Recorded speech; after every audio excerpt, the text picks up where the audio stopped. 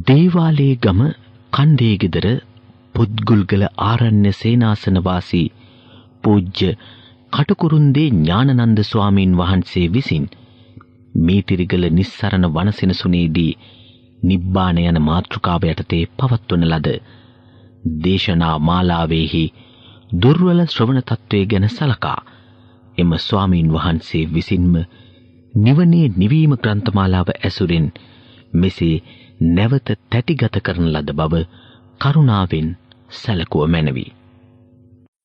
නමෝ තස්ස භගවතු අරහතෝ සම්මා සම්බුද්දස්ස නමෝ තස්ස භගවතු අරහතෝ සම්මා සම්බුද්දස්ස නමෝ තස්ස භගවතු අරහතෝ සම්මා සම්බුද්දස්ස ඒතං සන්තං නියතං පනිතං යදිදං සබ්බ සංඛාර සමතෝ සබ්බෝපති පටිනිස්සග්ගෝ තණ්හක්ඛයෝ විරාගෝ නිරෝධෝ නිබ්බානෝ. මේ ශාන්තය, මේ ප්‍රණීතය එනම් සියලු සංස්කාරයන්ගේ සංසිඳීම, සියලු උපදීන් අතහැර දැමීම, තණ්හාව ක්ෂය කිරීම, නොයල්ම නම් වූ විරාගය, නැවැත්ම නම් වූ නිරෝධය, නිවීම නම් වූ නිබ්බානය. අතිපූජනීය මහෝපාධ්‍යාය මාහිමිපාණන් වහන්සේ ප්‍රධාන ගරුතර යෝගාවචර මහා සංඝරත්නයන් අවසරයි. නිබ්බාන යන මාතෘකාව යටතේ පවත්වනු ලබන දේශනා මාලාවේ පස්වන දේශනයයි මේ. සතිපට්ඨාන සූත්‍රයේ අරමුණු 4 කාය, වේදනා, චිත්ත, ධම්ම කියන ඒ සතිපට්ඨාන අරමුණු 4 පිළිබඳව එක්තරා විශේෂ මානසිකාර විධියක් ගැන අපි පසුගිය දේශනාවේ අවසාන හරියේදී තරමක් දුරට විග්‍රහ කළා. බුදු පියාණන් වහන්සේ පෙන්눔 කරලා තිබෙන එක්තරා මධ්‍යම ප්‍රතිපදාවක් ඒ විවරණය මගින් සමහර විට එළි වෙන්නේ නැති. ඒ කියන්නේ අනිසිතෝච විහෙරති නැජකින්ති ලෝකේ උපාදීයති. නොයලුණෙක්ව වාසය කරයි ලොව කිසිවක් අල්ලා නොගනී කියන ඒ පරමාර්ථය, ඒ ඉලක්කය ඇතිව සතිපට්ඨාන භාවනාවට පාවිච්චි කරන ඒ අරමුණු සංකල්ප ප්‍රඥප්ති ආදී දෘෂ්ටිග්‍රාහකින් තොරව පාවිච්චි කරන එක්තරා ක්‍රමයක් සතිපට්ඨාන සූත්‍රයේ පුරාම දැක්වෙන ඡේදවලින් එළිවෙන බව අපි ප්‍රකාශ කළා. විශේෂයෙන්ම අපි ඒකට උපමාවක් වශයෙන් දැක්ුවේ ඒ සංකල්ප පණංචි වලින් සතියක් ඥානියක් නැමැති ගොඩනැගිල්ලක් සාදා ගන්නවා වගේ වැඩක් එතන කියලා. එතකොට මෙතන මේ පණංචි ගැන කතා කරනකොට අපට ආකල්ප දෙකක් සිහියට නැගෙනවා. පණංචි දැඩිව අල්ලාගෙන ඒ පණංචි වල පරිංචි වීමේ ආකල්පය. පණංචි වලින් නියමාකාරයට ගොඩනැගිල්ලක් තනා ගැනීමේ පරමාර්ථයක් කියන ඒ කාරණා දෙක. මේක ගැන තවදුරටත් අපි විස්තර කළොත් වචන දෙකක් ඉදිරියට ගන්න පුළුවන්. පරාමර්ශනයක්, සම්මර්ශනයක් කියලා. මේ පරාමර්ශන සම්මර්ශන කියන වචන දෙක උපමාවක් ආශ්‍රයෙන්ම තේරුම් ගන්න එක වඩාත් හොඳ නිසා අපේ යෝගාවචර ජීවිතේට උපකාර වන උපකරණයක් වන මේ දැලිපිහ උපමාවක් හැටියට ගනිමු. දැලිපිහ මුහත් කිරීමේ එක්තරා ක්‍රමයක් තිබෙනවා. මේ දැලිපිහ මුහත් කරන්න ඕන වුණාම මිටමොළවල දැලිපිහ අමෝරාගෙන කරගලේ ඒක ඇතිල්ලුවොත් තිබෙන මුහතත් මොට්ට වෙලා යනවා. අන්න ඒක පරාමර්ශනීය වගේ වැඩක්. ඒ වෙනුවට කරන්න තියෙන්නේ මොකක්ද?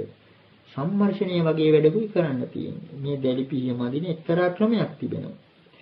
දැලිපිහිය අල්ලගන්නෙත් හරියට නිකන් වීසි කරන ලෑස්ති වෙලා වගේ. ඕනෑ වෙලාවක අතහැරින්න පුළුවන් වගේ. බුරුලට අල්ලගන්නේ. නමුත් සතියේ. ඒ වගේම මණික් කටුවක් දැඩිව තබා ගන්නේ නැහැ. අතත් ලිහිල් කරගන්නවා. සුඛනම්ය කරගන්නවා. ඕනෑ හැටියට නවන්න පුළුවන් විදියට. එහෙම ලෑස්ති කරගෙන තමයි අර දැලිපිහිය කරගලේ ඉහළට ඊළඟට පහළට ඉහළට කියලා ඒ විදිහටත් මදිනවා. අර කලින් නොමැදුන පැතිත් හොඳට මැදිලා එන්න. අන්න ඒ විදිහටම තමයි මේ විදර්ශනා ප්‍රඥාව කියන ඒ දැලිපිහිය.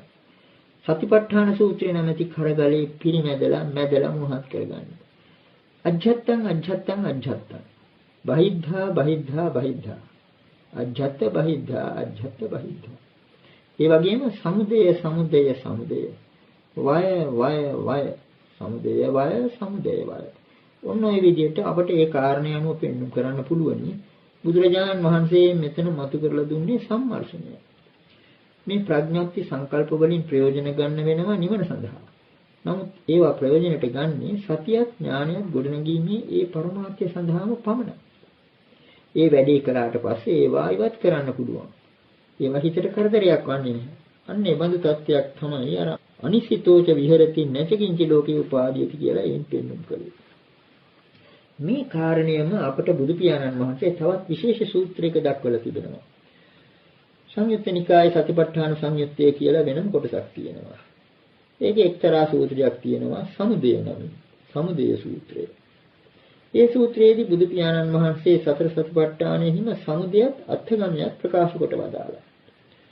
චතුන්නම් භික්ඛවේ සතිපට්ඨානානම් සමුදයන්ට අත්ථගමන්ත දේශිසාමි කියලා ආරම්භ කරලා කෝටි භික්ඛවේ කායස සමුදය ආහාර සමුදය කායස සමුදය ආහාර නිරෝධා කායස අත්ථගමය. ඒ වගේම පස්ස සමුදය වේදනානම් සමුදය පස්ස නිරෝධා වේදනානම් අත්ථගමය. නාම රූප සමුදය චිත්තස් සමුදය නාම රූප නිරෝධා චිත්තස් අත්ථගමය. මානසිකාර සමුදය ධම්මානං සමුදය මානසිකාර නිරෝධා ධම්මානං අත්ථගමෝ කියලා ඒකත් වටිනා සූත්‍රයක්. සිහියට ගත යුතු එකක්. අක්නිසාද මෙතෙන්දී බුදු පියාණන් වහන්සේ මේ සතර සතිපට්ඨාන අරමුණු වල සමුදයත් නිරෝධයත් එහෙම නැත්නම් සමුදයත් අත්ථගමයක් ප්‍රකාශ කොට වදාළා. මේ කයේ සමුදය හැටියට එතන ආහාර කියලා යොදලා තියෙනවා. අපි දන්නවා ධර්මයේ ආහාර කියලා යොදනකොට සාමාන්‍ය ලෝකයේ ආහාර කියන ප්‍රඥප්තියට වඩා පුළුල් අර්ථයක්. සාමාන්‍යයෙන් කබලින්කාර ආහාර නමින් හැඳින්වෙන සාමාන්‍ය ආහාරය පමණක් නෙවෙයි. පස්ස මනෝ සංචේතන විඥාන කියන ඒවත් ඇතුළත් වෙනවා ගැඹුරු අර්ථයකින් ගත්තාම. අර කාය පිළිබඳ සිතිවිල්ල පවා. ඒකට මුල් වෙන්නේ මේ කාරණා හතරයි. ඒක නිසා ආහාර සමුදය එතකොට ආහාර සමුදයෙන් කය ඇති වෙනවා. ආහාර නිරෝධයෙන් කය නැති වෙනවා කියන එක. ඒ වගේම තමයි වේදනාවක්. වේදනාවට ස්පර්ශයේ සමුදය බව අපි කවුරුත් දන්නවා. ඒ වගේම මෙතන විශේෂයි. සමහර විට අර නාම රූප ගැන තියෙන නොයෙකුත් විදිහේ අදහස් නිසා එකපාරටම අර්ථය පැහැදිලි නොවන්නත් ඉඩ තියෙනවා. චිත්තයට සිතට හේතුව හැටියට දක්වලා තියෙන්නේ නාම රූප. නාම රූපේ නිසා සිත ඇති වෙනවා. නාම රූප නිරෝධයෙන් සිත නැති වෙනවා කියන එක. ඊළඟට මානසිකාර සමුදය ධම්මාන සමුදය. ඒකත් මතක තබා ගත යුතු කාරණයක් වෙනවා. මෙතන මේ ධම්මානුපස්සනාවේ කියන ධම්ම සියල්ලම මනසට අරමුණු වන දේවල් හැටියට අරගෙන ඒවා අරමුණු වන්නේ අරමුණු කිරීමෙන්. මානසිකාර මෙනෙහි කිරීම නිසා ඒවා අරමුණු වෙන්නේ. මෙනෙහි නොකිරීමෙන් ඒවා නැති වෙනවා.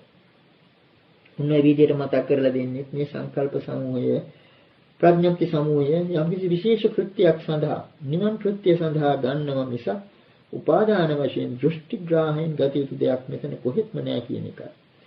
එතකොට මේ ඉලක්කය අනුව යම් කිසි යෝගාවචරයේ කටයුතු කරනවා නම් ඒ සූත්‍රයෙන් පොරොන්දු වෙන ආකාරයටම අනිසිත අනුපාදාන මනසක් ඇති කර ගන්න පුළුවන්. නොවැළුණු නොවැල්බක. මෙතන තියෙන පුදුමාන්දමේ කාරණේ තමයි බුදු පියාණන් වහන්සේගේ ධර්මයේ දැන් ආරම්භන කියන වචනේ වාචාර්ථය මොකක්ද? ආරම්භන ආලම්බන කියන්නේ එල්බ ගන්නවා කියන අදහසයි. වාචාර්ථය වශයෙන් තිබෙන්නේ යමක එල්බ ගන්නවා නම් ඒකට ආරම්භණය කියලා කියනවා. නමුත් බුදු පියාණන් වහන්සේ මෙතන දක්වන විනිවිද යන විදර්ශනා ප්‍රඥා ක්‍රමය නිසා මේ මධ්‍යම ප්‍රතිපදාව නිසා අරමුණේ එල්බගෙන යන ඒ ගතිය පවා ඉවත් කරලා ඒකත් විනිවිද යනවා. එල්බ ගන්නා ගතිය ආරම්භන කියන වචනේ අර්ථය වශයෙන් තිබුණා. මෙතන අරමුණ පවා සමතික්‍රමණය කරනවා. ඉහළම අර්ථයෙන් සමතික්‍රමණය කිරීමත් සාමාන්‍ය නික්මවා යනවා කියනකොට වගේ ඒක පස්සට දාලා යන එකක් නෙවෙයි. මේක විනිවිද යනවා. විනිවිද යාමින්ම සමතික්‍රමණය කරන ක්‍රමයක් මෙතන පෙන්වුම් කරන බව පේනවා. එතකොට ඒ විදිහට අපිට මේ අනිශ්චිත අනුපාදාන කියන මේ වචන ඊටාත්ම විශේෂයි. ඒවා පිළිබඳව තව සූත්‍ර රාශියකම ඊටාත්ම වටිනා කාරණා සඳහන් වෙලා තිබෙනවා. විශේෂයෙන්ම සුත්ත නිපාතයේ ද්වේතානුපස්සනා සූත්‍රයේ ඊටාත්ම වටිනා ගාථා දෙකක් සඳහන් වෙනවා. අනිසිතෝ නචලති නිසිතෝච උපාදියං ඉත්තභාවඤ්ඤතා භාවං සංසාරං නාතිවත්තති. ඒතමාදීනවං ඤත්වා නිස්සයේසු මහභයං අනිසිතෝ අනුපාදානෝ සතෝ භික්ඛු පරිබ්බජේ කියලා අනිසිතෝ නචලති නොයලුණු තැනැත්තේ නොසැලෙයි.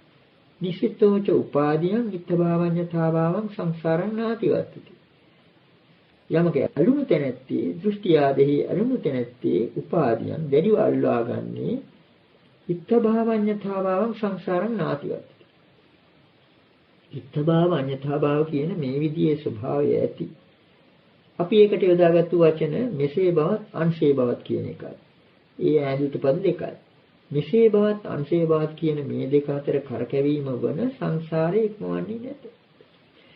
අර විදිහේ தත්වයක් නම් ඒතං ආදීනවං ඤත්වා නිස්සයේසු මහභ මේ හේතු වෙන එහෙම නැත්නම් අල්ලා ගන්නා දේවල් පිළිබඳව දැඩිව දෘෂ්ටි ආදිය ගැනීම පිළිබඳව මෙතන විශේෂයෙන්ම කියන්නේ මේ නිශ්චයයන් පිළිබඳව මහත් භයක් ඇතයි කියන මේ කාරණය මේ ආදීනවය දැනගෙන අනිසතෝ අනුපාදානෝ සතෝ බිකු පරිබ්බද ඒ නිශ්චය උපාදාන වලින් තොරව භික්ෂුව සතුටුමත් හැසිරෙන්නේ තම තමන්ගේ කටයුතු කරන්නේ කියන එක. මේන් අපිට විශේෂයෙන් මතක් කරගන්න පුළුවන් වෙනවා රහතන් වහන්සේගේ මනස කොයි විදිහේ තත්වයකද කියලා. යම්තම් ඡායාවක් වශයෙන් තේරුම් ගන්න පුළුවන් වෙනවා.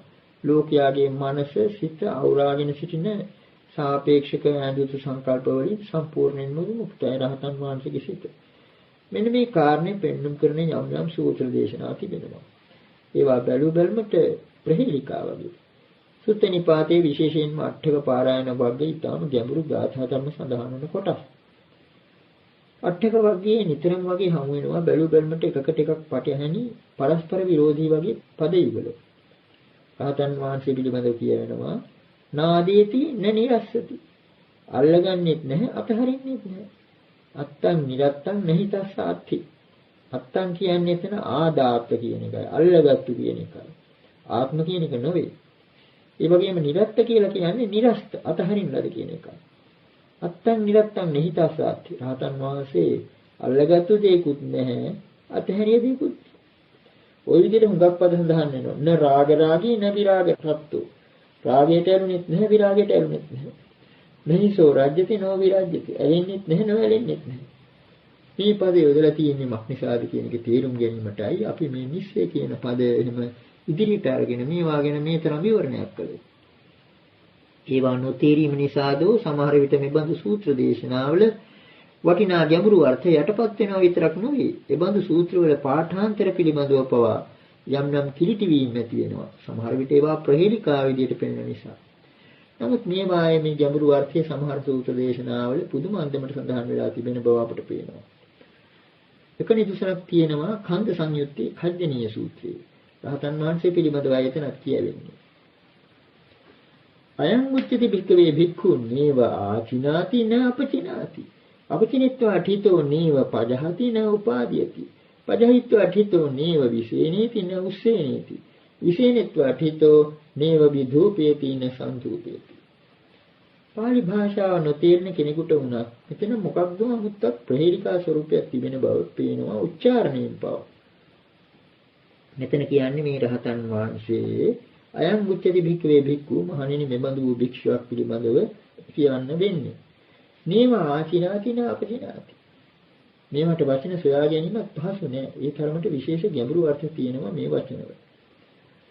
මේවා ආදීනාති න අපචිනාති. අපිට සමහර විට කියන්න පුළුවන් මේ භික්ෂුව රැස් කරන්නේත් නැහැ අස් කරන්නේත් නැහැ. ඊළඟට කියනවා අපචිනිත්වා ඨිතෝ නේව පජහදින උපාදීයති. අස් කරලා සිටියේ මේ කියන්නේ රූප වේදනා සංඥා සංඛාර විඥාන කියන පංචස්කන්ධ පිළිබඳව. ඒවා අතහැරු බව ප්‍රකාශ කරලා ඉවර වෙලායි මේ ටික කියන්නේ. එතකොට මේ භික්ෂුව අර විදිහට අස් කර සිටියේ නේව පජහදින උපාදීයති. අතහරින්නෙත් නැහැ අල්ලගන්නෙත් නැහැ.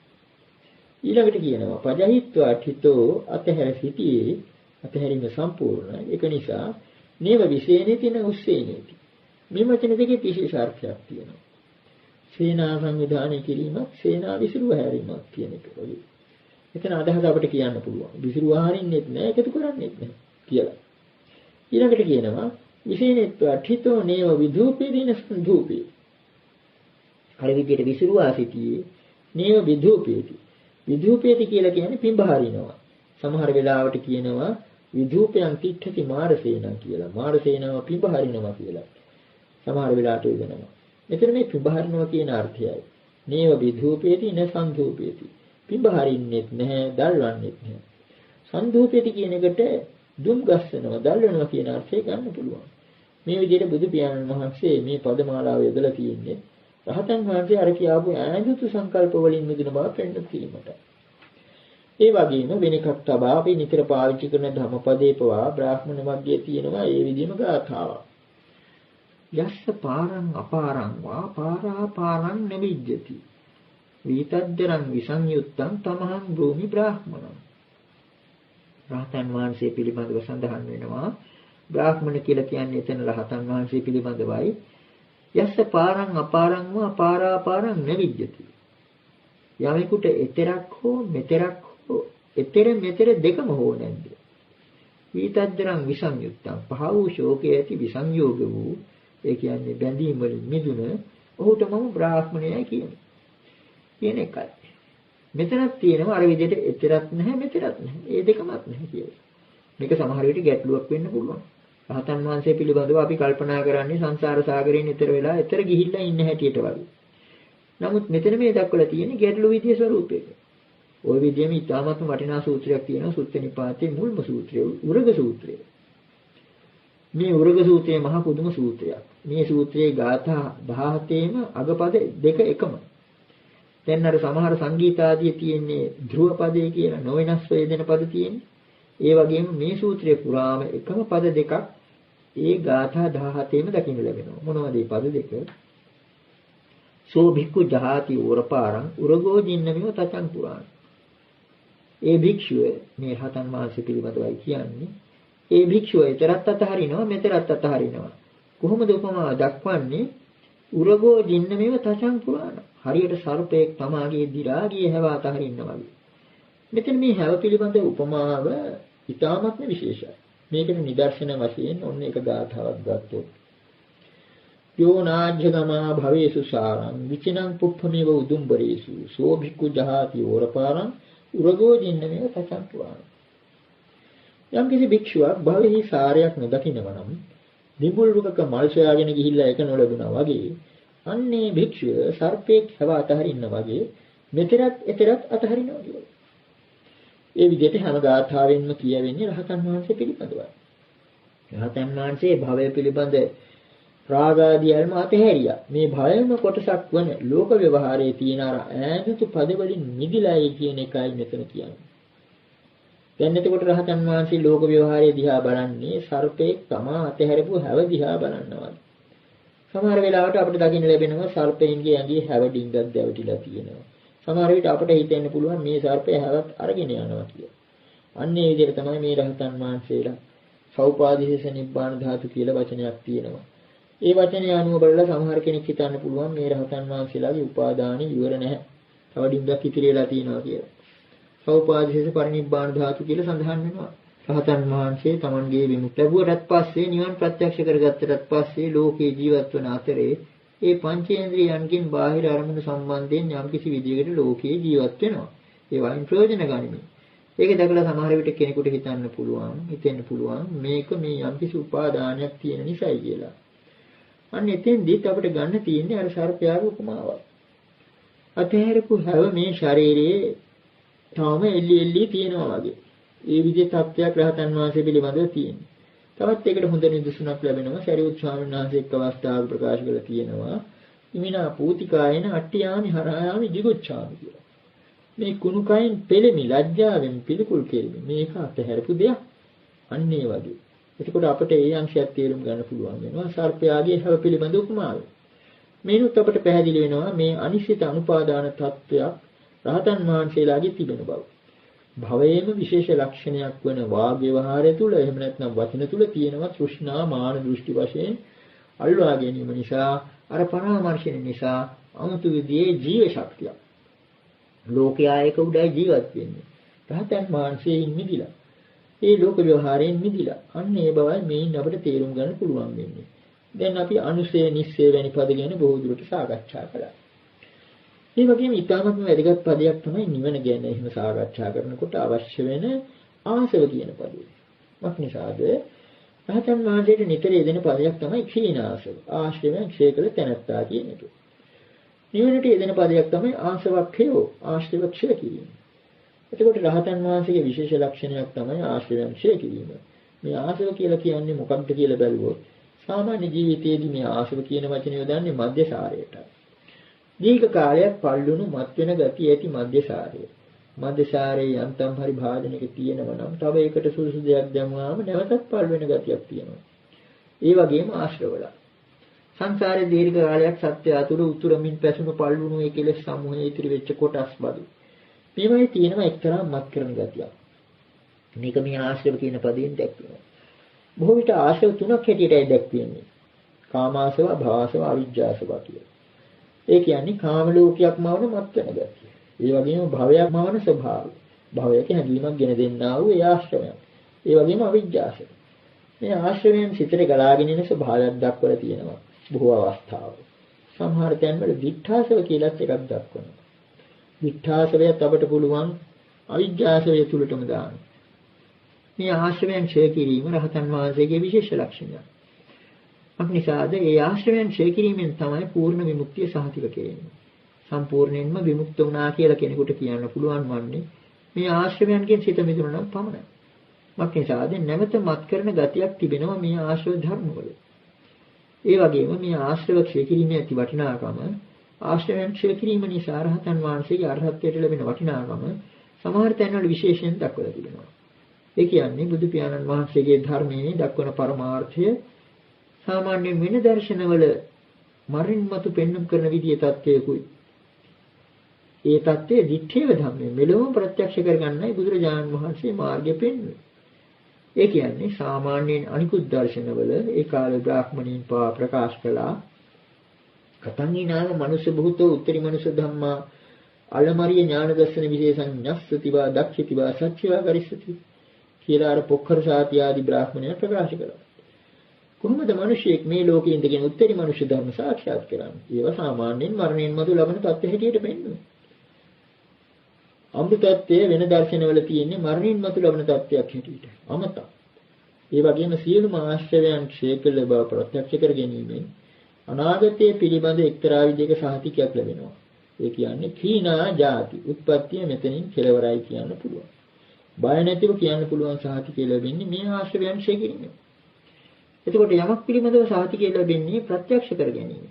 ප්‍රත්‍යක්ෂ කියන වචනේ තේරුම අසින් දුටු කියන එකයි.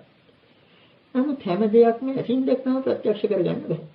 බුදු පියාණන් වහන්සේ දක්වලා තියෙනවා ප්‍රත්‍යක්ෂ කිරීමේ මාර්ග හතරක්. චත්තාරෝ මේ භික්ඛවේ සච්චිකරණීය ධම්මා කියලා අංගුත්තර නිකාය චතුක්ක නිපාතේ සඳහන් වෙන සූත්‍රයක්. අතිවික්‍රේ ධම්මා කායේන සච්චිකරණීය. අතිවික්‍රේ ධම්මා සතියා සච්චිකරණීය.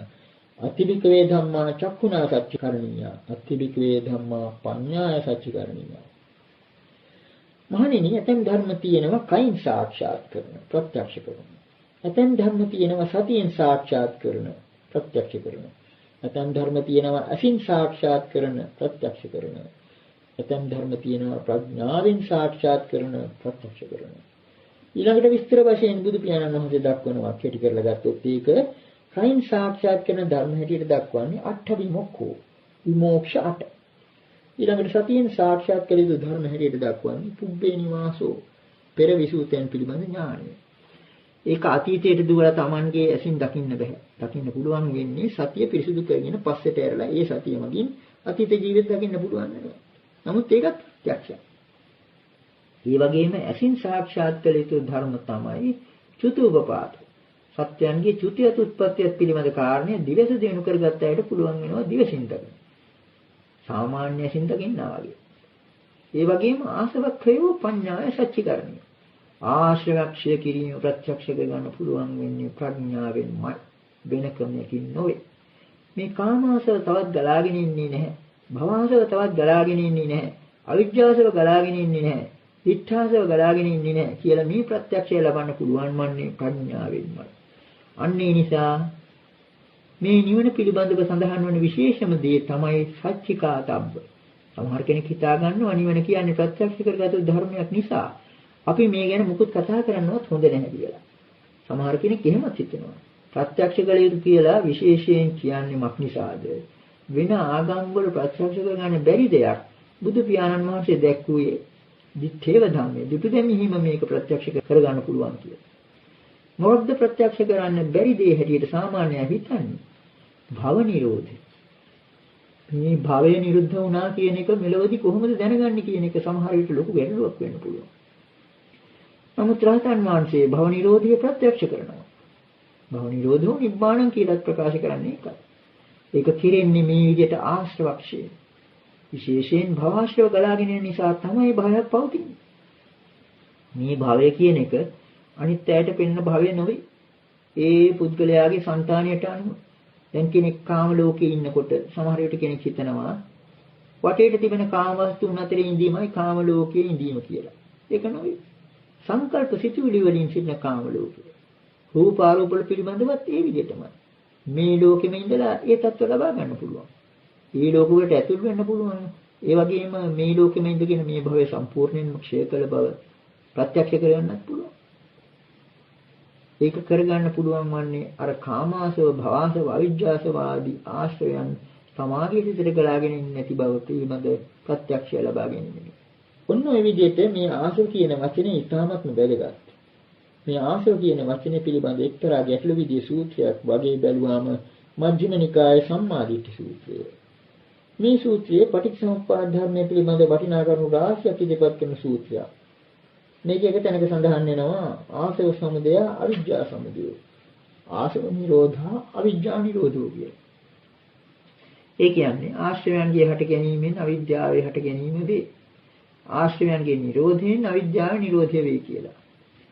ඒක විතරක් තියෙනවා නම් අපිට ගැටලුවක් නැහැ. බොහොම දෙනෙකුට මේ කාලේ ගැටලුවක් වෙලා තියෙන්නේ අවිද්‍යාව මුලින් කිව්වේ මොකද කියන එකයි. ඕකට නොයෙකුත් විදිය තර්ක විතර්ක ඉදිරිපත් කරනවා. ද්වාදසංග අතරින් අවිද්‍යාව මුලට කිව්වේ මොකද කියන එකට. ඒකට මේකට ඉස්සරහින් එකක් තියෙන එක අපිට ටිකක් හරි සැනසීමක් වෙන්න පුළුවන්. ආසව සමුදය අවිජ්ජා සමුදය කියලා. නමුත් ඒ සූත්‍රයේම තව ටිකක් එහාට ගියාම තියෙනවා අවිජ්ජා සමුදය ආසව සමුදය කියලා. අවිජ්ජා සමුදය ආසව සමුදය අවිජ්ජා නිරෝධ ආසව නිරෝධෝ කියලා. ඒක බැලුවම පරස්පර විරෝධී වගේ. ඒ කියන්නේ අවිද්‍යාව හට ගැනීමෙන් ආශ්‍රයයන් නැති වෙනවා. අවිද්‍යාව නැතිවීමෙන් ආශ්‍රයයන් නැති වෙනවා. මේ එකම සූත්‍රයේ මෙහෙම කියවෙන්නේ. සරියුත් ස්වාමීන් වහන්සේ එහෙම පරස්පර විරෝධී ප්‍රකාශන කරන කෙනෙක් නෙවෙයි. නමුත් මෙතන යම් කිසි ගැඹුරක් තියෙනවා. ඊටත් වඩා ප්‍රශ්නය වෙන්නේ ආශ්‍රයයන් අතර අවිද්‍යාවත් ආශ්‍රයක් වීම. ගැටලුව හුඟක්ම ගැඹුරු වෙනවා ඒ. නමුත් මේ தත්ත්වයේ නිදර්ශනයක් ආශ්‍රයෙන්ම තේරුම් ගත යුතු දෙයක්. මේක සිත පිළිබඳ එක්තරා විශේෂ ධර්මතාවක් නිසායි බැලුව බැලමට පරස්පර විරෝධී වගේ ප්‍රකාශන මහා ප්‍රඥ රහතන් වහන්සේලාට පවා කරන්න සිද්ධ වුණේ. මේකට අපි කිට්ටු කරගන්න ඕන ඊටාත්ම වටිනා සූත්‍රයක් තියෙනවා. මහා ආශ්චර්යවත් විදිහේ සූත්‍රයක් කියලා ඒකට කියන්න වෙන්නේ. ඒත් සංයුත්ත නිකායේ ඛණ්ඩ සංයුත්තේ දෙවෙනි ගද්දුල සූත්‍රය. ඒකේ බුදු පියාණන් වහන්සේ මෙන්න මේ විදිහට ප්‍රකාශ කරනවා. දිත්තං වෝ භික්ඛවේ චරණං නාම චිත්තංති එවං භන්ති. තාම්පිකෝ භික්ඛවේ චරණං නාම චිත්තං චිත්තේනේව චින්තං. තේනපිකෝ භික්ඛවේ චරණේන චිත්තේන චිත්තන්නේව චිත්තතරං. තස්මාති භික්ඛවේ අභික්ඛනං සරං චිත්තං පච්චවේක්ෂිතබ්බං. දීගරත්තං ඉදං චිත්තං සංකිලිට්ඨං රාගේන දෝෂේන මෝහේනාති. චිත්ත සංකිලේසා භික්ඛවේ සත්තා සංකිලිස්සන්ති චිත්ත වෝදානාති සත්තා විසුද්ධන්ති. නාම් භික්ඛවේ අඤ්ඤං ඒකනිකායන්ති සමනුපස්සාමි එවං චිත්තං යතේදම් භික්ඛවේ තිරච්ඡානගතා පාන. තේපිකෝ භික්ඛවේ තිරච්ඡානගතා පාන චිත්තේනේව චින්තිතා. තේපිකෝ භික්ඛවේ තිරච්ඡානගතේ පානේ චිත්තඤ්ඤේව චිත්තතර. එතකොට මෙතන ඊටාත්ම වටිනා නිදර්ශන දෙකක් බුදු පියාණන් වහන්සේ දෙනවා. පළමුවෙන්ම අපි මේ සූත්‍රය පරිවර්තනය කරලා බලමු. දිත්තං වූ භික්ඛවේ චරණං නාම චිත්තං. මහණෙනි නුඹලා චරණ නම් චිත්‍රයක් දුටුවාහුද? එහෙම නැත්නම් නුඹලා චරණ නම් චිත්‍රයක් දැකලා තියෙනවද? ඒවම් භවති. එසේ ස්වාමී. ඊළඟට බුදු පියාණන් වහන්සේ වදාරනවා. තම්පිකෝ භික්ඛවේ චරණං නාම චිත්තං චිත්තේනේව චිත්තං. මහණෙනි චරණම් චිත්‍රයක් සිතින්ම සිතන ලද්ද. තීනපිකෝ භික්ඛවේ චරණේන චිත්තේන චිත්තන්නේව චිත්තතර. මහණෙනි චරණම් චිත්‍රයටත් වඩා මේ සිතම විසිතුරු. එතන චිත්ත කියන වචනේ අර්ථ දෙකකින් යොදලා තියෙනවා. මෙතන බුදු පියාණන් වහන්සේ යොදාන්නේ විචිත්‍ර කියන අර්ථය. චිත්තතරං කියන්නේ වඩා විසිතුරුයි කියලා අපිට කියන්න පුළුවන්. චරණම් චිත්‍රය කියන්නේ ඒ කාලේ තිබුණ යම්කිසි චිත්‍රයක්. දැන් මේ කාලේ තිබෙන චලන චිත්‍ර වගේ නෙවෙන්න පුළුවන්. නමුත් යම්කිසි විශේෂ විදිහේ චිත්‍ර වර්ගයක් කියලා අපට හිතා ගන්න පුළුවන්. අටුවාවේ එහෙම තෝරන හැටියට තැනින් තැන ගෙන යාමෙන් එහෙම නැත්නම් කරකැවීමෙන් ස්ථාන මාරු කිරීමෙන් යම්කිසි විශේෂ වින්දනයක් ලබා දෙන ශක්තියක් ඇති විශේෂ චිත්‍රයක් වෙන්න ඕන. ඒ චරණම් චිත්‍රය.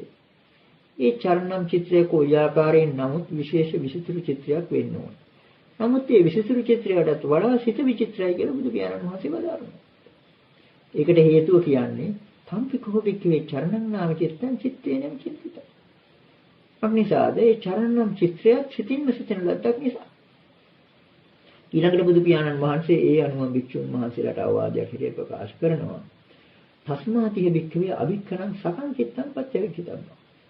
ඒ නිසා මහණෙනි ක්ෂණයක් පාසා මොහොතක් පාසා තමාගේම සිත පිළිබඳව ප්‍රත්‍යවේක්ෂා කර බැලිය යුතුයි. ආපසු එරි බැලිය යුතුයි. දීඝරත්තං ඉදං චිත්තං සංකිරිට්ඨං රාගේන දෝෂේන මෝහේනාති. දීර්ඝ කාලයක් මේ සිත රාගයෙන් ද්වේෂයෙන් මෝහෙන් කිලිටි වෙලායි තියෙන්නේ. චිත්ත සංකිලේසා භික්ඛවේ සත්තා සංකිලිස්සanti චිත්ත වෝදානා විසුද්ධಂತಿ. සිත කිලිටි වීමෙන් සත්‍යෝ කිලිටි වේ. සිත පිරිසිදු වීමෙන් සත්‍යෝ පිරිසිදු වේ. ඒ චිත්‍රය පිළිබඳ උපමා. ඊළඟට තවත් විශේෂ දෙයක් ප්‍රකාශ කරනවා.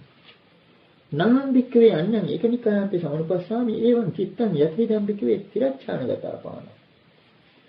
මහණෙනි මේ තිරිසන් සතුන් පමණ විචිත්‍ර වූ වෙන සත්ත්ව සමූහයක් මට නම් පේන්නේ නැත. ඊළඟට උන්වහන්සේ දක්වනවා තේපිකෝ භික්ඛවේ තිරච්ඡානගතාපාන චිත්තේනේව චින්තිත.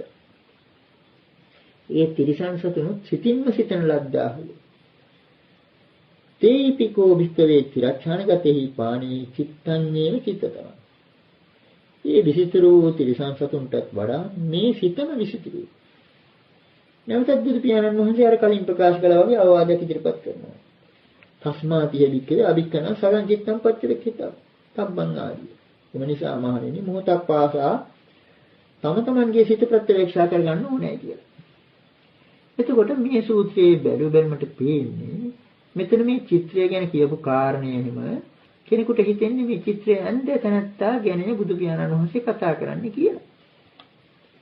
නමුත් මෙතන ඊට වඩා ගැඹුරු අර්ථයක් තියෙනවා. මේ චරණම් චිත්‍රය සිතින්ම සිතන ලද්දේ කියලා ප්‍රකාශ කරන්නේ. චර්ණ චිත්‍රයේ ඇඳ කෙනා මේක හිතින් හිතලා ඇඳ නිසා නෙවෙයි. මේ චිත්‍රය දකිනගෙන මේ චිත්‍රයේ විචිත්‍ර හැටියට සලකනවා. එහෙම නැත්නම් මේ චිත්‍රය බලන පුද්ගලයා මේ චිත්‍රය සිතින් මවා ගන්නවා. ඇත්ත වශයෙන්ම මේ චිත්‍රය ඇඳ තැනත්තා ගැන නොවේ මෙතන කියන්නේ. අර පුද්ගලයාගේ සිතේ තිබෙන දීර්ඝ කාලයක සිට පවතින රාග, ද්වේෂ, මෝහ කියන ඒ ක්ලේශ ධර්ම වලට පින් සිද්ධ වෙන්න තමයි අර චිත්‍රය ආස්වාද කරන්න පුළුවන් වෙන්නේ. ඒකේ රස විඳින්න පුළුවන් වෙන්නේ. ඔන්න ඔය විදිහේ තත්ත්වයක් තියෙනවා අර ආසව ධර්ම වල. ඒක නිසායි බුදු පියාණන් වහන්සේ මේ සිතම විස්තරුයි කියලා ප්‍රකාශ කොට වදාළේ. අර චිත්‍රයටත් වඩා සිත විස්තරුයි. ඒක නිසාම තමයි අභික්ඛනං සකං චිත්තං පච්චවික්ඛිතං. නිතරම තමන්ගේ සිත බලනව නම් ඒ කාර්ය චිත්‍රපටියක් බලනවා වගේ ඊටාත්ම විසිතුරු දෙයක්. ඇයි? ලෝකයේ ඇති විසිතුරුම දේ බැලීමනේ. ප්‍රත්‍යවේක්ෂා කිරීම. ඒකට හැරිලා බලන්න වෙන නිසා ඒක සාමාන්‍යයෙන් බලන්නේ නැහැ. ඉස්සරහින් තියෙන දේනේ බලන්නේ.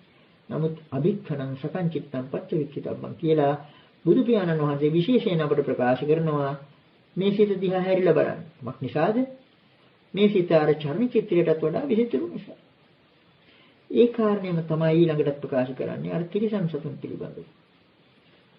ඒකත් අපි ටිකක් කල්පනා කරලා බැලුවොත් එතන නම් අර චිත්‍රය ගැන කිව්ව විතරවත් කෙනෙකුට සැක හිතන්න ඉඩක් නැහැ. තිරිසන් සතුන් විස්තරුයි කියලා බුදු පියාණන් වහන්සේ පළමුවෙන්ම ප්‍රකාශ කරනවා. තිරිසන් සතුන් තරම් විසිතුරු වෙනත් සත්වනිකායක් මට නම් පේන්නේ නැහැ කියලා. නමුත් ඒකම ඊළඟට උන්වහන්සේ වදාारනවා. තේපිකෝ භික්ඛවේ තිරච්ඡානගතාපාන චිත්තේනේව චින්තිත. නමුත් ඒ තිරිසන් සතුන් සිතින්ම සිතන ලද්දාහු. ඒ තිරිසන් සතුන්ටත් වඩා ආයම නිසා සිතම විස්තරුයි කියලා විදිහ ප්‍රකාශ කරනවා. මෙතෙන්දිත් අපිට ගන්න තියෙන්නේ දැන් අපි සාමාන්‍යයෙන් හිතනවා තිරිසන් සතුන් ඊටාත්ම විසිතුරු කියලා. සමහර විට අපි ওই සමනලයකට බොහොම ලස්සනයි කියනවා. නිලමැස්සට අපි ඒක ප්‍රකාශ කරන්නේ නැහැ. කොටිය නපුරුයි කියනවා. නමුත් බලන නපුරු නැහැ. ওই විදිහට බලන ආරුද්දලයාගේ ආකල්පයේ අනුමයි සත්වයන්ගේ නපුරු බව, අහිංසක බව, ලස්සන අවලස්සන බව, උරතල් බව ආදී නොයෙකුත් සංකල්ප සිටින්නවන්නේ. ඒ වගේම ලොකු කුඩා බව. අන්න ඒක නිසා තමයි මේ සිතේ තිබෙන මේ ධර්මතාව අවිජ්ජා ආසව ආදී ක්ලේශ ධර්ම නිසා තමයි මේ හැම එකක්ම විසිතුරු වෙන්නේ. අපවට තියෙන ලෝකේ හැම දෙයක්ම විසිතුරු වෙලා තියෙන්නේ. එතකොට මේ සූත්‍රයේ අනුසාරයෙන්ම අපි වර්තමානයේ ටිකක් එබිල බැලුවොත් ඊටාත්ම හොඳ උපමාවක් තියෙනවා පටිච්චසමුප්පාද ධර්මයේ පිළිබඳව නිර්වාණ ප්‍රතිසංයුක්ත සූත්‍ර පිළිබඳව යම්කිසි වැටහීමක් වඩා පහසු අන්දමකට එදිනදා ජීවිතයට ලං වූ අන්දමකට තේරුම් ගන්න උපකාර වන කතා මාර්ගයක් අපට මතු කර ගන්න පුළුවනි මේ චර්ණ චිත්‍රයේ ආශ්‍රයෙන්. ඊළඟට අපිට චාරණ චිත්‍රය ගැන නොවේ චලන චිත්‍ර ගැනයි කතා කරන්න වෙන්නේ. ඒ කියන්නේ සිනමා ලෝකේ. චිත්‍රපටි. චිත්‍රපටි නාට්‍ය සංදර්ශන ආදී මුල් කරගෙන අපි ටිකක් හිත යොමු කරලා බැලුවොත් මෙතන පවතින ධර්මතාව ලෝකයේ එලිපිට චිත්‍රපට ශාලාවලින් නෘත්‍ය ශාලාවලින් පිටත තිබෙන ඒ ජීවිතයේම කොටස. නමුත් පිටත තිබෙන ජීවිතය වටහා ගැනීම සාමාන්‍යයෙන් අපහසු නිසා වඩා පහසු චිත්‍රපටිය පිළිබඳ කාරණය ගැන ඊළඟට අපි ටිකක් විවරණය කරන්න බලමු. සාමාන්‍යයෙන් ওই චිත්‍රපටියක් නාට්‍යයක් එහෙම පැවැත්වෙන්නේ රාත්‍රී කාලේ. ඒකට හේතුව අන්ධකාරය තිබෙනවා. මේ අඳුර අර සත්‍යයගේ සිත් තුළ තිබෙන අවිද්‍යාන්ධකාරය මතු කරලා දෙනවා. එතකොට චිත්‍රපටියක් නාට්‍යයක් ආදී අඳුරු රාමුවක් තුලයි ප්‍රදර්ශනය කෙරෙන්නේ. අවිද්‍යා අංගය අපට එතනම ඉදිරිපත් වෙලා තියෙනවා. යම් කිසි විදිහකින් දවල් කාලේ චිත්‍රපටි ආදියක් පෙන්වනවා නම් සිනමා ශාලාවල කැනල ආදී වහලා කළු තිර දාලා ආවරණය කරගෙන ඒක කරන්නේ. ওই විදිහේ මහා ආවරණයක් මැදයි මේ චිත්‍රපට නාට්‍ය ආදී පෙන්වන්නේ. ඒ වගේ තවත් මහා පුදුම දෙයක් සිද්ධ වෙනවා. මේකත් පුද්ගලයන් මම චිත්‍රපටි බලන්න යනවා නාට්‍ය බලන්න යනවා කියලා යනවා. මම චිත්‍රපටි බැලුවා කියලා එනවා. නමුත් ඒ චිත්‍රපටි ශාලාවල නෘත්‍ය ශාලාවල චිත්‍රපටිය පෙන්වන අවස්ථාවේ නෘත්‍ය පෙන්වන අවස්ථාවේ මේ චිත්‍රපටියක්ද බලන්නේ නාට්‍යයක්ද බලන්නේ කියන එක අමතක වෙනවා. ඔන්න ඒ විදිහේ මහ පුදුම මෝහනයක්. මෙතනතර ආශ්‍රවයන්ගේ මත්වීම් ශක්තියක් තියෙන නිසා යම් කිසි චිත්‍රපටයක නාට්‍යයක ආස්වාදයක් විඳින්න ඕන නම් ඒකට ලෑස්ති වෙලා ඉන්න ඕන මත් වෙන්න. මත් වෙන්න බැරි නම් මේක ඒ තැනට නාට්‍යයක් නෙවෙයි චිත්‍රපටයක් නෙවෙයි. චිත්‍රපට නාට්‍ය නිෂ්පාදකයින් කරන්නේ මොකද්ද? බලන්න එන ඒ නරඹන්නන්ගේ සිත් තුළ තිබෙන අවිද්‍යා ආශ්‍රව මතු කරලා ගන්න පුළුවන් විදියට පසුබිම් සකස් කිරීම. ඒ නිසා තමයි රාත්‍රී කාලේ පවත්වන්නේ. එහෙම නැත්නම් කළු තිර ආදී යදන්නේ. මේ නිෂ්පාදකයින්ට තවත් වැඩ රාශියක් තියෙනවා. අර ඇති කරගත්තු අඳුරු රාමුව තුළ එන නරඹන්නන්ගේ සිත් තුළ මෝහනයක් ඇති කරලා යම්කිසි කතාවස්තුවක් හරියට තාත්වික අන්දමින් පෙන්වන්න ඕන. තාත්වික කියන එක කලා ලෝකයේ තියෙන වචනයක් තමයි. දැන් තත්ත්ව කියලා කියන්නේ සත්‍ය කියන එකයි. නමුත් තාත්වික කියලා කියන්නේ සත්‍ය නෙවෙයි. සැබෑ ස්වરૂපයක් ඇති. ඇත්ත වගේ පේන කියන එකයි. තාත්වික. එතකොට චිත්‍රපටයක් නාට්‍යයක් සාර්ථක වීමට නම් ඒක තාත්වික වෙන්න ඕන. තාත්වික කියන්නේ බලන කෙනාට මේක සැබෑ දෙයක් හැටියට පේන විදිහට තියෙනවා. එක්තරා විදිහක රැවටිල්ලක් මෙතන තියෙන්නේ මායාවක්. එහෙම තාත්වික විදියට ඉදිරිපත් කිරීමට නළු නිලියන්ගේ අංගපසංග සැරසිලි ආදී අවශ්‍යයි. ඇත්ත වශයෙන්ම මේ ඈත අතීතයේ ಭಾರತೀಯ සමාජයේ සංස්කාර කියන වචනේ මූලික අර්ථයක් තමයි ඒ නළු නිලියන් කළ අංග සංස්කාර ආදී. මේ අංගපසංග සැරසිලි ආදී. එපමණක් නෙවෙයි. පසුබිම් සැරසිලි අනිකුත් රංගපෑම් ආදී පවා මේ හැම එකක්ම සංස්කාරය හැටියට සලකන්න පුළුවන්. චරිත නිරූපණ පසුබිම් සැරසිලි ආදී. මෙන්න මේවා තමයි සංස්කාර. එතකොට අර අන්ධකාරයෙන් නරඹන්නන්ගේ සිටේ ඇති අවිද්‍යා ආශ්‍රම මතු කරගන්න එක්තරා සුදුසු පරිසරයක් ඇති කළා චිත්‍රපට නිෂ්පාදකයන් නාට්‍ය නිෂ්පාදකයන්. ඒ වගේම අංගපසංග සැරසිලි ආදීනුත් අර සංස්කාර ඇති කළා. ඇත්ත වශයෙන්ම මේ සංස්කරණය කරන්නේ නම් ඒ නරඹන්න. දැන් මෙතන මහා පුදුම කියමනක් කියන්න සිද්ධ වෙනවා. කලිනුත් අපට ඒ විදිහේ දේවල් කියන්න සිද්ධ වුණා. ඒ කියන්නේ මෙතෙක් කිසිම සිනමා ශාලාවක සිනමා තිරයක චිත්‍රපටයක් පෙන්වලා නැහැ. මෙතෙක් කිසිම නාට්‍ය ශාලාවක නෘත්‍ය වේදිකාවක නාට්‍යයක් පෙන්වලා නැහැ. නමුත් ඒ චිත්‍රපට ශාලාවලට නාට්‍ය ශාලාවට ගියා චිත්‍රපට නාට්‍ය දුටුවා. මේ කොහොමද සිද්ධ වුනේ? සාමාන්‍යයෙන් අපි හිතන්නේ මේ චිත්‍රපට නාට්‍ය නිෂ්පාදකයින් චිත්‍රපට නාට්‍ය හැදුවා කියලා. නමුත් අවසාන වශයෙන් බුදු පියාණන් වහන්සේ චර්ම චිත්‍රය ගැන වදාළේ කාරණේ අනුව අපි ගැඹුරින් කල්පනා කරලා බලනවනම් චිත්‍රපටයක් නාට්‍යයක් ඒ අවසාන පරිච්ඡේදයෙන් බලනකොට නිෂ්පාදනය කරන්නේ නරඹන්නමයි. ඒ නරඹන්න ඒව නරඹන්න යනකොට ඒ චිත්‍රපට ආදියට දාන්න ඕන ලුණු ඇඹුල් ආදියත් අරගෙන යන්නේ. ඒ කියන්නේ ආශ්‍රව. ඒ ආශ්‍රවයන්ගෙන් චිත්‍රපටයේ යම්කිසි අඩුපාඩුවක් තිබුණත් වැහිලා යනවා. දැන් අපි දන්නවා නාට්‍ය ආදී එක ජවනිකාවක ඉඳලා අනිත් ජවනිකාවට එන්න එක්තරා කාල සීමාවක් තියෙනවා. නමුත් මේ බඳු නාට්‍යයක් පවා සාමාන්‍ය ජනයාට රස විඳින්න පුළුවන් වන්නේ කාමාසව, භවසව, අවිජ්ජාසව කියන ඒවා නිසා. විද්‍යාත්මක වශයෙන් දියුණු වෙන්න මේ ජවනිකා ඊ타ත්ම ශීඝ්‍ර කරලා තමයි චිත්‍රපට කිරීමේ වැටෙන්න සලස්වන්නේ. නමුත් මෙතනත් කිරීමේ මෝහනය. නරඹන්නන් තුල මෝහනයක් ඇති කිරීමට සුදුසු පරිසරයක් ඇති කිරීම. ඒ වගේම කොයි විදියට සැරසිලා සිටියත් සංස්කරණ කොයි විදියට තිබුණත් නරඹන්නන්ගේ සිතේ සංස්කරණයකට හරියන්නේ නැත්නම් අර නාට්‍ය සාර්ථක වෙන්නේ නැහැ. ඒට රැවටෙන්නේ නැහැ. නමුත් ලෝක සත්‍යයේ සිත් තුළ තියෙනවා සංස්කරණය කිරීමේ ගතිය. ඒ නිසා මදිපාඩුවට තවනුත් යමක් දමලා ඒ චිත්‍රපටයේ නාට්‍ය සම්පූර්ණ කරගෙන විනෝද වෙනවා. ආස්වාදය ලබනවා. ওই විදිහේ තත්ත්වයක් තියෙනවා. දැන් අපි ටිකක් කල්පනා කරලා බලමු මේ අවිද්‍යා රාමුව තුලයි මේ චිත්‍රපට නාට්‍ය ආදී පැවැත්වෙන්නේ. එහෙම පැවැත්වෙන අවස්ථාව. දවල් කාලේ පැවැත්වෙන චිත්‍රපටයක් ගැන කල්පනා කරනවා නම් අර විදිහට දොරවල් එහෙම වහගෙන චිත්‍රපටයක් පෙන්වනවා. මේ විදිහට හොඳ විචිත්‍ර වෛවර්ණ චිත්‍රයක් තිරේ වැටෙන අවස්ථාවක හදිසියෙම දොරවල් ඇරුණා කියලා හිතමු. එතකොට මොකක්ද වෙන්නේ? අරේ නරඹන්නන් මවාගෙන හිටිය ලෝකේ නෝන්ගේ සිනමා ලෝකේ නෝන් එළියට විසිරුණා වගේ හදිසියෙන්. මොකක්ද? අර තිරේ වැටෙන වෛවර්ණ චිත්‍රයේ පාට ගියා. පාට නැකිලා ගියා. ඒකේ ප්‍රතිඵලයක් වශයෙන් ඊළඟට කලකිරීමයි එන්නේ. මේක චිත්‍රපටියක්ද කියලා හිතනවා. මේක මොකක්ද කියලා හිතනවා. අර චිත්‍රපටියේ චිත්‍රපටියක් උනේ නාට්‍යයක් උනේ අවිද්‍යා අඳුරු රාමුවේ සංස්කාරවලත් බලයෙන්. නමුත් මේ අඳුරු රාමුව නැතිවීමෙන් අර විදිහේ විශාල වෙනසක් සිදු වුණා. ඒකම නරඹන්නන්ට කලකිරීමක් ඇති වුණා. මක්නිසාද රාග කියන වචනේ පාට කියන අර්ථයක් තියෙනවා. මෙතන විරාග කියන එකේ වාචාර්ථයකුත් තියෙනවා පාට ඡේදී යාම. සායම නැකී යාම කියන. ඒකට නිබ්බිදා විරාගය. එක්තරා විදිහක පටු අර්ථයකින් නිබ්බිදා විරාගයක් වගේ දෙයක් ඇති වෙනවා. අර විදිහට හාදිසියෙන්ම දොරක් ඇරුණා. ඒ තිබුණ මෝහණය එතනින් తాවකාලිකව හරි නැති වෙනවා. නමුත් අපි ටිකකට හිතමු මේ පිට තින්නේ නාලෝක ධාරාවකිනුයි මේ චිත්‍රපටයක් නොවන තත්ත්වයක් ඇති වෙනවා. මේ ආලෝක ධාරාව සිත ඇතුළතින් ආවොත් එහෙම මොකද වෙන්නේ? ඒත් එහා සමාන දෙයක් සිද්ධ වෙන්නේ. සිත ඇතුළතින්ම යම් කිසි කෙනෙකුට ප්‍රඥා ආලෝකේ පහළ වුණොත් චිත්‍රපටයක් නාට්‍යයක් බලන අවස්ථාවක අනිත් ඒ චිත්‍රපටිය නාට්‍ය බල ඉඳී. නමුත් ඒ තැනත්තාට මේකත් චිත්‍රපටියද මේකත් නාට්‍යයක්ද කියලා හිතෙනවා.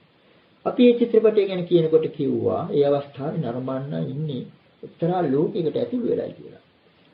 ඒකට අපිට කියන්න පුළුවන් තවදුරටත් පටිච්චසමුප්පාද ධර්මය අනුව විග්‍රහ කරනවා නම් නරඹන්න නැත්ත වශයෙන්ම අවිද්‍යා අන්ධකාරයේ මැද සංස්කාර මුල් කරගෙන ඒ චිත්‍රපටි කතාවට සුසුවන්දේ විඥානිකුත් ඊට නිසි නාම රූපුත් ඇතිව ඒ සම්පූර්ණ විඳන සමූහයෙන් පංචස්කන්ධයක් සකස් කරගත්තා කියලා.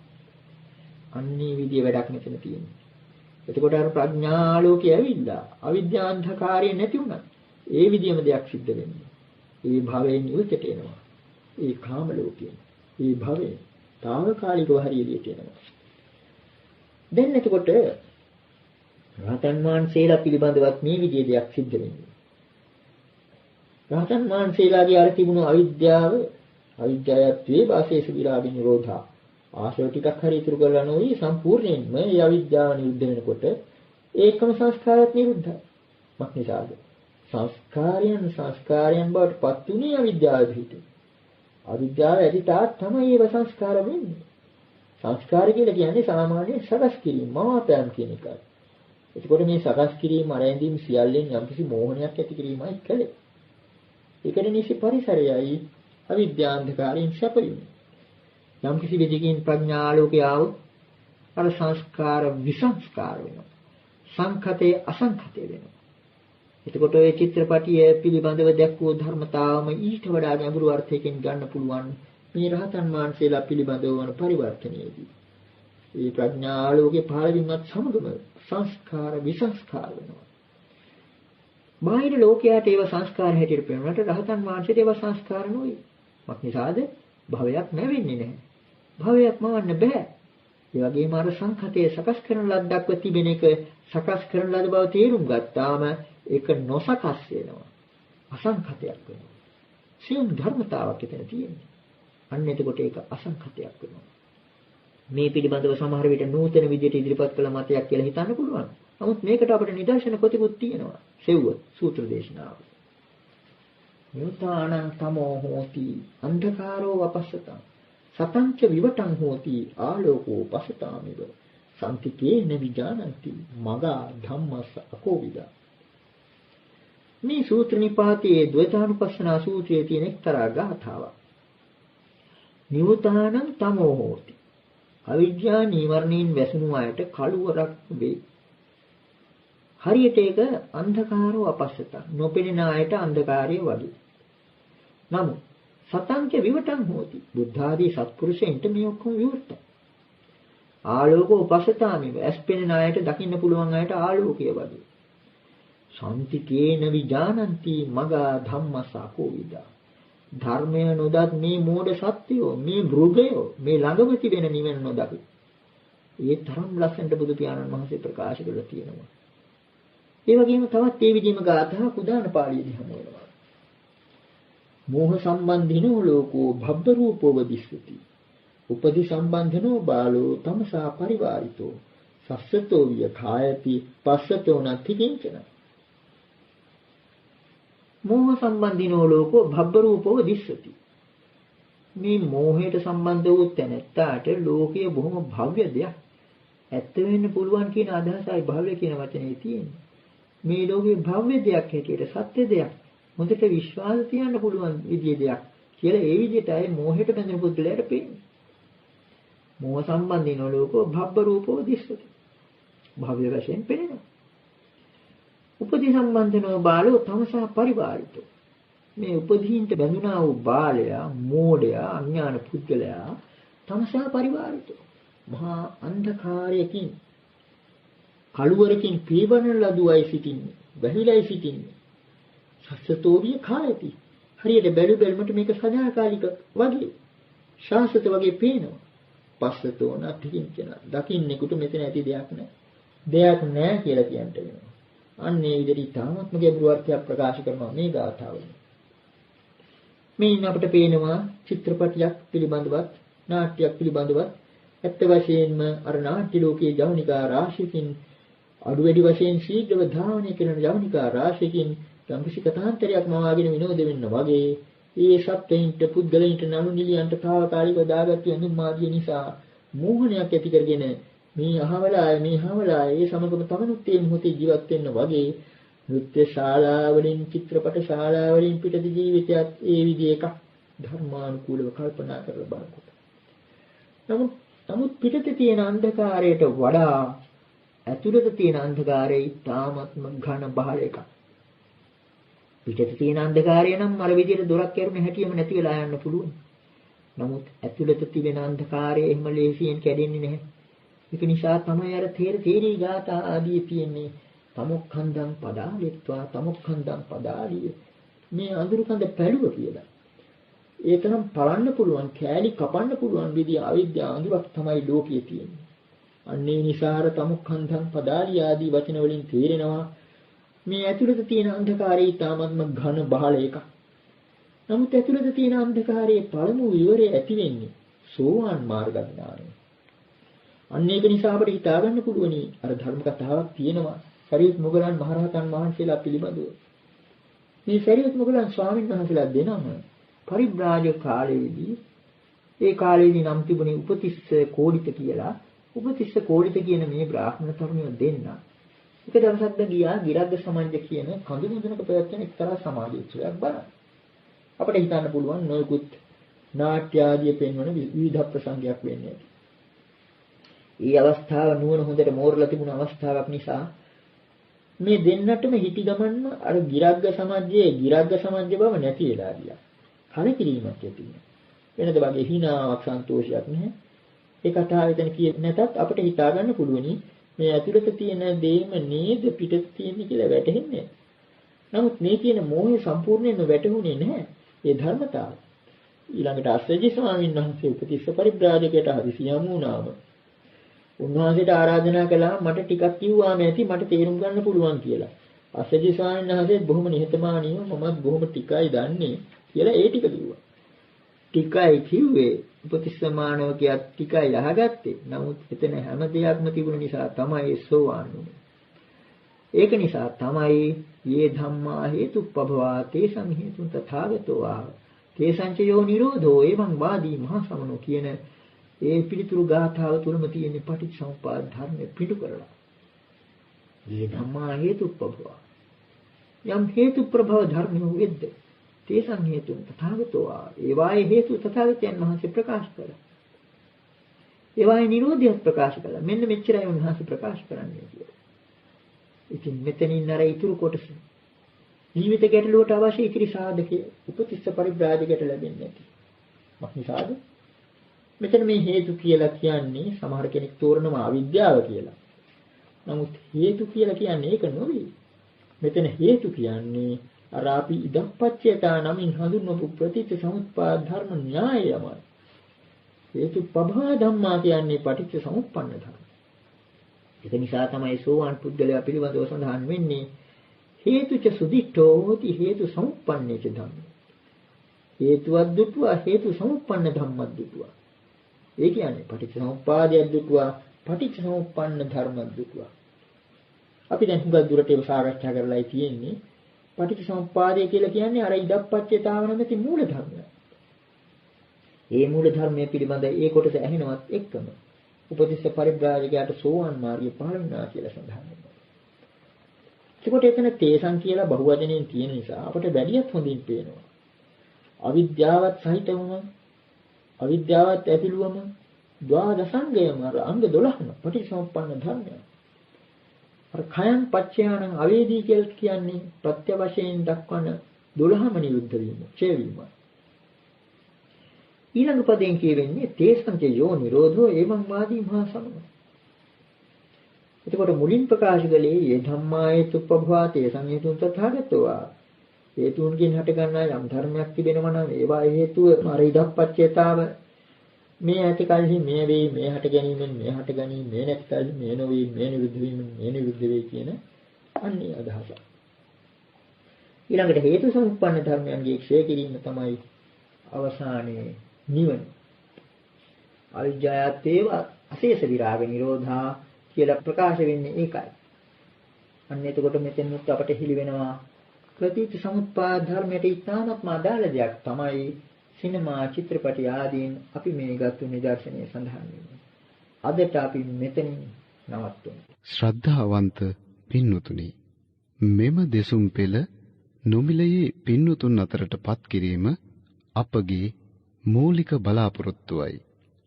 පින්වතුනි, මෙම දෙසුම් පෙළට සවන් දීමෙන් පසු නොමිලයේ වැඩි පිරිසකට ශ්‍රවණය කිරීමට අවස්ථාව සලසා දීමෙන් ධර්ම දානමය කුසල් රැස් කර ගන්නා මෙන් ශාසනාලයෙන් ඉල්ලා සිටිමු. ඔබ සැමට තෙරුවන් සරණයි.